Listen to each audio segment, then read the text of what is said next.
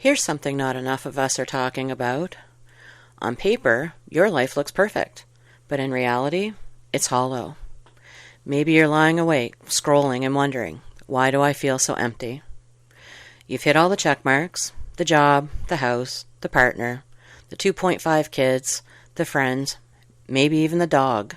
And yet, here you are, lying abed at 2 a.m., staring at the ceiling, thinking something is missing.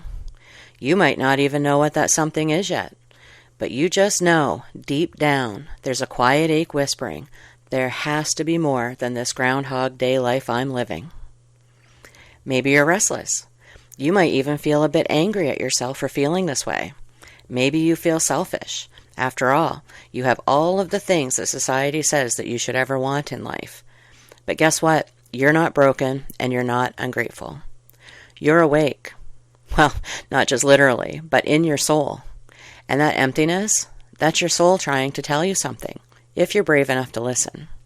So let's stop pretending we should just be grateful, put on fake smiles, and sip our overpriced lattes while our lives feel pointless. Let's talk about what's really happening and how to fix it.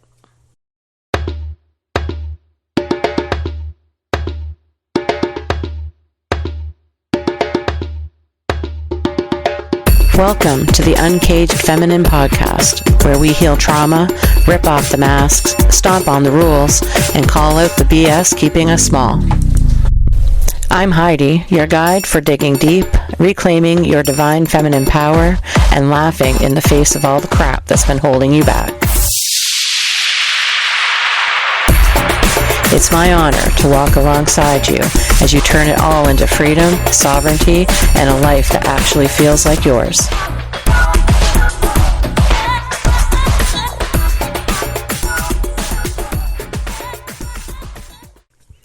Okay, here's the deal.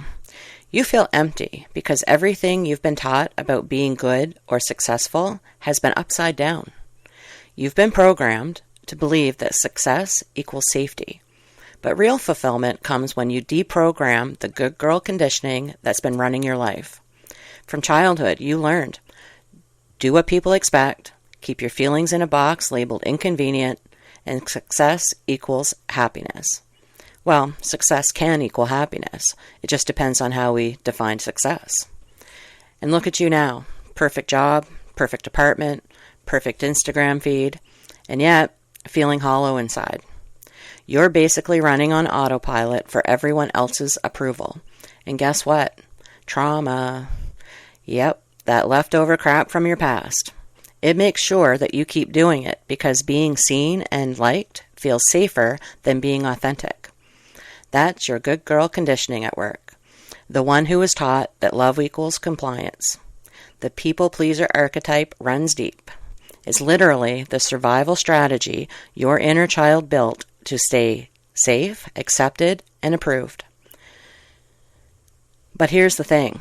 That same programming that once protected you is now the reason you feel so damn empty.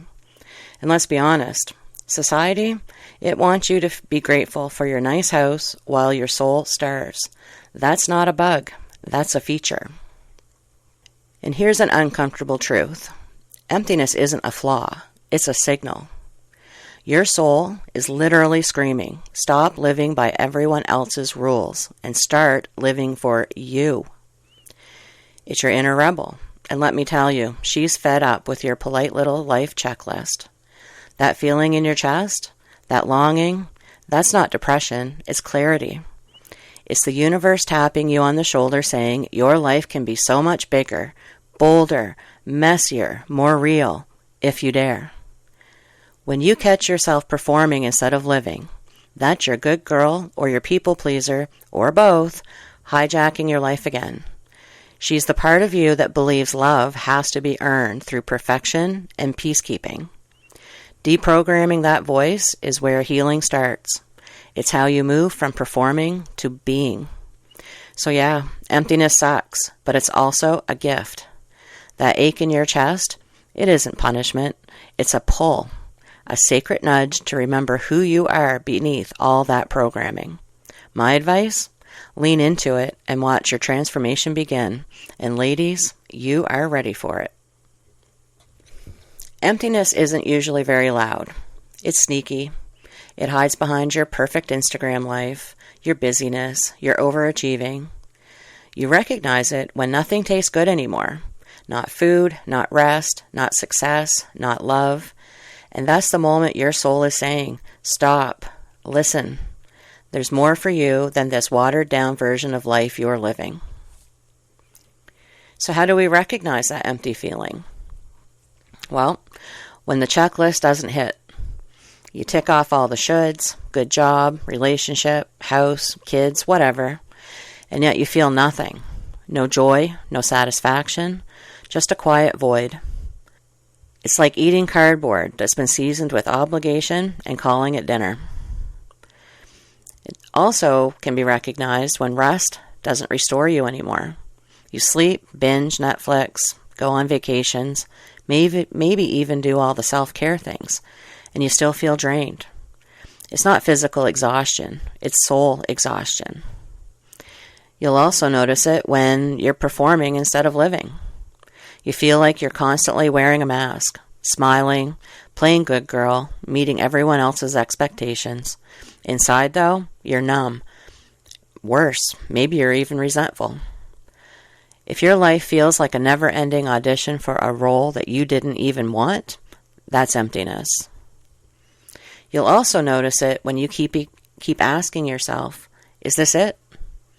You have all the things society told you would make you happy, but you still hear that little voice, seriously, this is what I worked so hard for? That's not ingratitude, it's your soul telling you that you're misaligned. You'll also feel it when everything feels flat. The highs don't feel high, the wins don't feel worth celebrating, even joy feels muted. Emptiness often shows up in life as grayscale. And emptiness is bad enough on its own, but then we pile on shame and guilt. Emptiness hurts, but then we double down and shame ourselves for even feeling it. We tell ourselves we're ungrateful, broken, selfish. And if we dare say it out loud, oh, don't worry, society's right there to smack us with a be thankful lecture, a toxic positivity meme, or a get your ass to church guilt trip.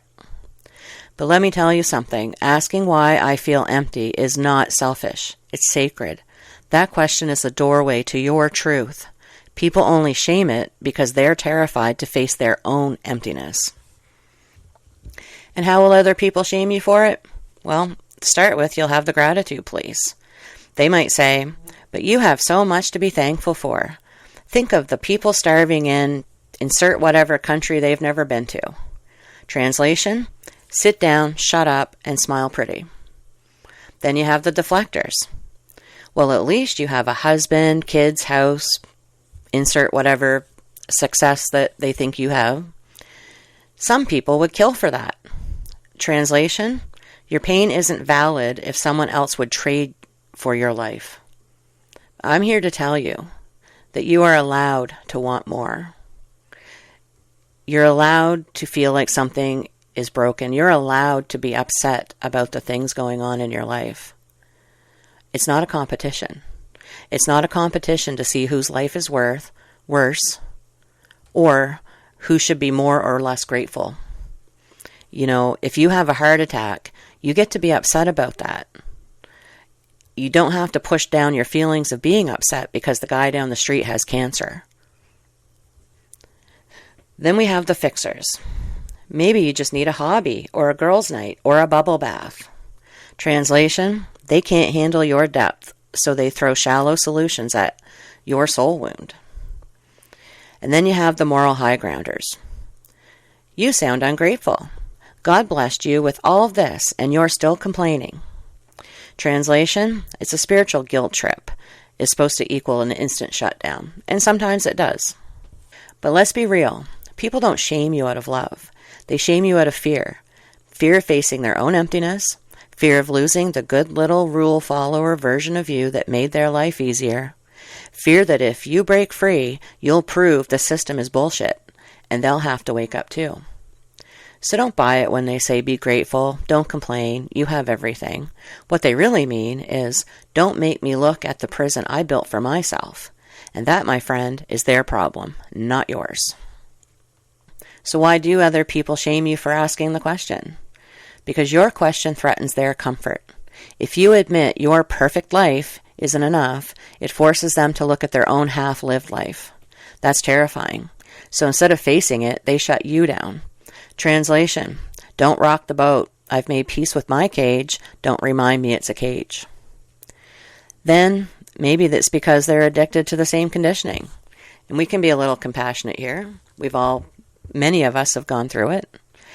But they were raised on the same rules that we were. Get the job, get married, get the house equals happiness. If you say this isn't working for me, it makes them question everything they've sacrificed for. What's their motive? To protect their worldview, even if that worldview is soul-crushing. And maybe it's because they benefit from you staying small. If you keep people-pleasing, staying quiet, and following the script, they get the comfort of your compliance. When you start asking deeper questions, you stop being useful to their agenda, so they shame you back into line. And maybe it's because they fear being left behind. Growth is contagious, but so is the fear of it. If you wake up, reclaim your power, and start living authentically, it shines a blinding spotlight on their stagnation. It's easier for them to label you selfish than to admit they're too scared to grow. Because authenticity is rebellion. Society runs on people conforming, especially women. A woman asking, "Is this really all there is?" is basically rebellion against the patriarchy, religion, culture, family systems, all of it. Shaming you is a way to shove you back in your acceptable box.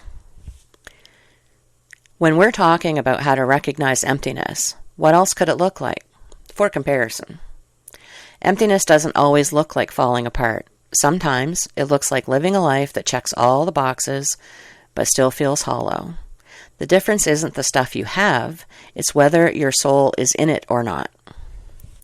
So here are some examples of what emptiness can look like versus what fulfillment looks like. 1. Daily life.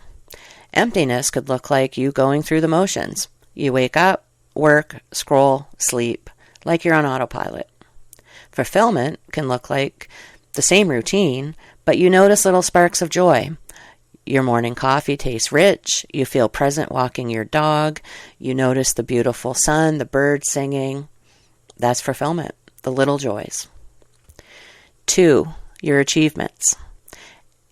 Emptiness might feel like you hit the milestone, job, house, relationship, and immediately think, okay, now what? Fulfillment will look like you achieving the same goals, but they feel satisfying, and you allow yourself to celebrate and savor them in the moment. 3. Relationships. Emptiness will look like you're surrounded by people, but still feel unseen, unheard, or disconnected. Maybe you want to be anywhere except where you're standing. If you're feeling fulfilled, you might have fewer relationships, but they feel nourishing, reciprocal, and real. 4, your emotions.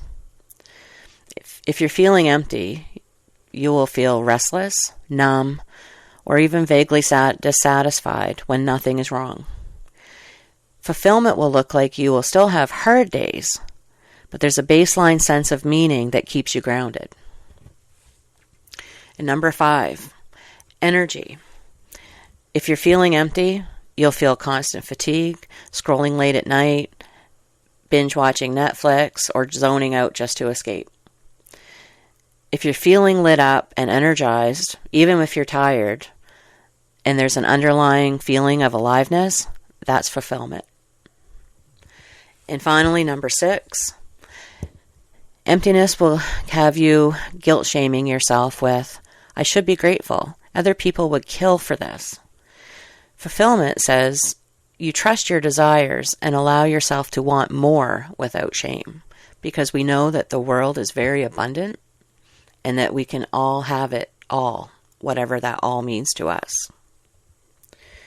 Okay, so you want to stop this empty feeling. You want to stop feeling hollow. You want to feel good about your life. You want to feel fulfilled. You want to stop scrolling Pinterest at 2 a.m. wondering what the hell is wrong with you.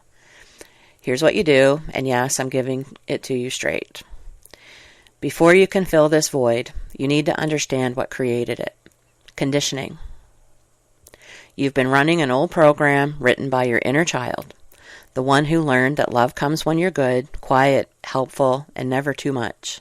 This next part, it's about rewriting that script, deprogramming the good girl, reparenting your inner child, and reclaiming your sovereignty. So all right, let's get practical. Here's how you start breaking that cycle. Step 1. Journal like your life depends on it. Ask yourself these questions. What feels off in my life that I am ignoring? You're never going to show this list to anyone unless you want to. Be honest. Don't filter yourself. Number 2. What small act could I do today that honors me instead of everyone else? And 3rd, what boundary could I set that wouldn't make me feel guilty? Don't skip this step. Be brutal, be honest, and yes, that means admitting that you hate certain obligations or even people that you've been being nice to just to keep the peace. Step 2. Give yourself permission. Stand in front of the mirror, lie in bed whispering under the blanket, sit in your car and scream it, I don't care. Do whatever you have to do, but say it like you mean it. I am allowed to feel joy, pleasure, and freedom, even if other people don't approve. And I'll say it again. I am allowed to feel joy, pleasure, and freedom, even if other people don't approve. Feel that? The more you say it out loud, the more you scream it. Do you feel that? That's liberation. And don't roll your eyes. This actually works. In step 3, reclaim one little corner of your life. Pick one area where you're living by someone else's rules. Work, relationship, family, social life, whatever. Now do one small rebellious act. Not a big dramatic act, just something small, something meaningful. You could send a text you've been afraid to send. Say no to one obligation that makes you miserable. Take an hour for yourself with zero guilt. That's it. Small. Small, consistent acts of sovereignty. That's how you stop the emptiness from eating you alive. This is your deprogramming era, the season where you stop performing for love and start living from truth. So here's an invitation. I'm inviting you to join me and other women like you at the Uncaged Feminine community on Skool.com. I'll place a link in the description of this podcast. It's a private community for women who are looking to heal from their past and discover who they really are, and it's free to join. While there, drop a comment about one tiny step you're taking this week to reclaim yourself. Just one tiny step. And don't worry, your inner critic is going to scream. Let her. Then laugh in her face. Your soul is tired of playing nice. It's time to show her who's boss, and no, it's not your inner critic who's boss. It's time to tell her to sit down and be quiet. And remember, this isn't self-improvement. It's trauma healing in real time. It's you unlearning everything that keeps you small. And it's remembering who you were before society conditioned you to be who you are now. Emptiness isn't a curse. It's the start of your freedom. So tonight, whisper your permission or scream it, whichever feels best to you. Pick one tiny rebellious act and let your soul stretch a little. You've got this. You've always had this. You just forgot to listen. Until now. Thank you for joining me on this podcast. I would love to hear from you. I would love to see you over in our community on Skool.com. And I look forward to the next one.